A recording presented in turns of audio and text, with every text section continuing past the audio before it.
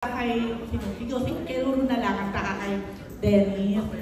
Kasi yung green bones, hindi naman lahat nakakaalam kung ano yung green bones, di ba? Majority pa rin, hindi sila aware kung ano ang meaning talaga ng green bones.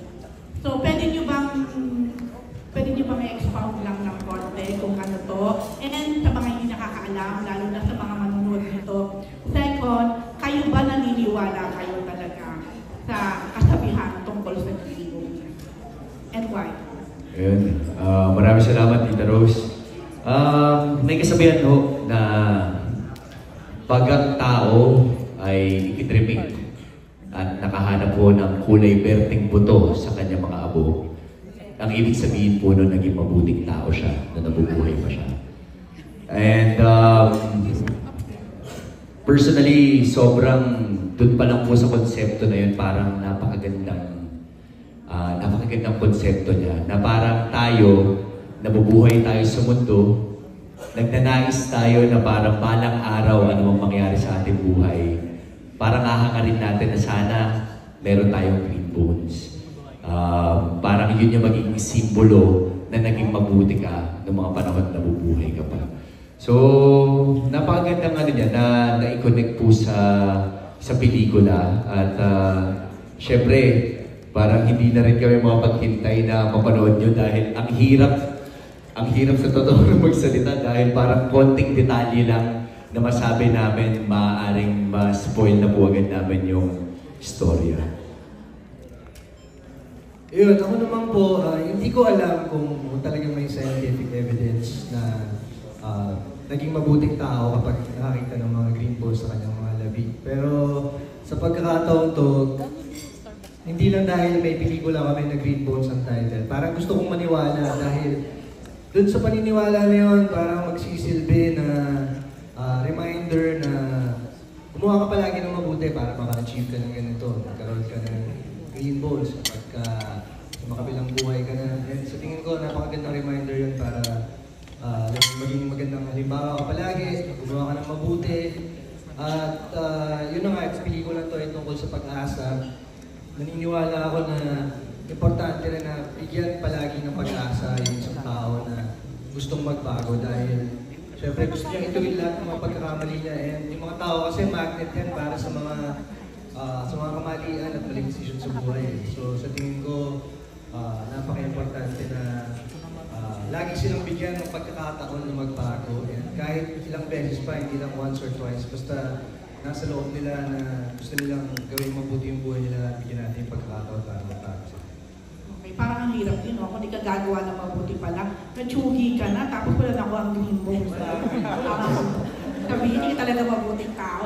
Anyway, Dennis and Ruru, syempre pagka kasi MNF, kasunod na nun yung isa sa aabangan yung awards night, yung mga awards. Kayong dalawa ba, na nararamdaman niyo na ba na strong contender kayo for Best Actors?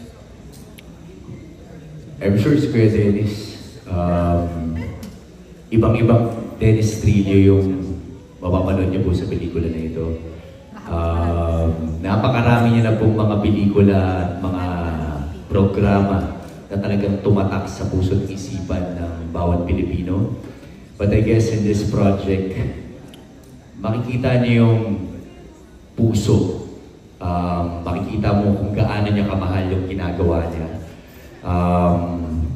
Marami mga pagkakataon, actually kami never kaming nag-uusap sa set. I mean, mabibilang lang sa daliri. Pero kasi siguro nakikita ko rin kung paano yung preparation niya in every scene sa ginagawa namin. So somehow, inaaral ko rin kung paano siya mag-prepare, paano yung proseso niya bilang isang aktor. At mula doon, parang hoping na makakuha ko ng ilang mga techniques mula kay Kuya Dennis. But, you know, makatrabaho at makasama siya sa isang eksena, isang karangalan para sa akin. And I'm sure maraming mga tao ang bibilib sa kanyang pinakitang talento sa pelikula po na ito. Ayun, thank you, Mr. Ruru Madrid. Ako naman po, never ako talagang umaasa ng kahit ano sa isang bagay na gagawin ko.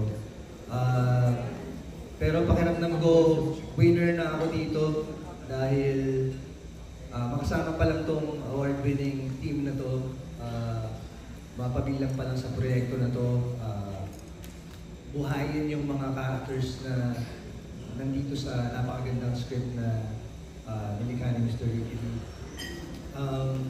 Pakiramdam namin, winner na kami, and doon pa lang talagang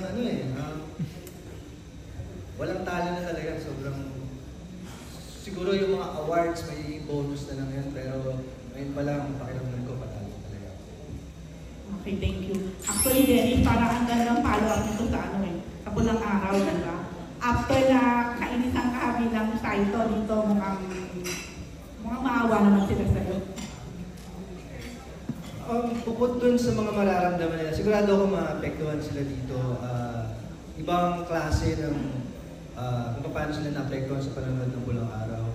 Dito sa proyekto na to, talagang naniniwala kami dahil hindi ka lang ma-entertain, matututo ka, marami kang madadala dito pagkatapos ng panoorin yung pelikula. At ang importante ron, may apply mo siya yung mga lessons na matututunan mo sa mga sarili ng mga buhay. Okay, last na po. Curious lang ako kung meron po ba isa sa inyo na may hawak na ng green bones. Kasi kung tama yung pagkakaalam ko, parang ginagawa siyang pendant sa necklace, di ba? Yung iba gano'n na ginagawa. Meron na po ba sa inyo na may hawak na gano'n? And kumusta naman? Wala ka?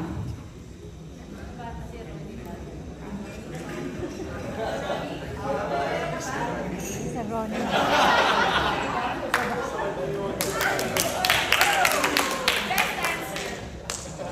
So wala pa po? Isa, wala ka pa rin? Hindi, from your family, like, walang gano'n? Actually po, I didn't know about this until I read the script. So, ano pakiramdam na before, syempre, napapanood nyo lang to sa yung parada, sa TV, di ba? So, ano yung feeling na ito, meron, like, Pauline, meron ka na naman sa Sofia first time?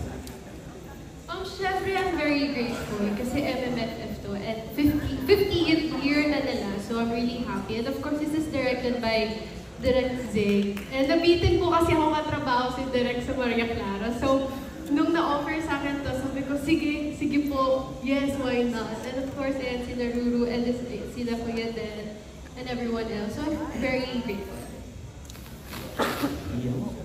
Super grateful din po. And nagulat din po ako na mag-MMFF. Kasi last year po, nanonood din ako ng Firefly. Tapos, si Direk Zig kasi, napapanood ko yung mga projects niya. So, sabi ko, I wanna work with Direk Zig. Lalo naka-close ko po kasi si Ate Isabel. So, ang dami niyong kwento about Direk Zig na sana daw maka-work ko kasi super chill, super calm. Tapos nung naka-work ko na siya, sabi ko, totoo nga. And of course, I would also like to thank Miss Ange, Miss Nessa, Miss Annette, Miss Joy, Sir Ricky, Sir JC, Sir Bats. Thank you po for the opportunity. Thank you. Thank you sa inyo. Okay, we have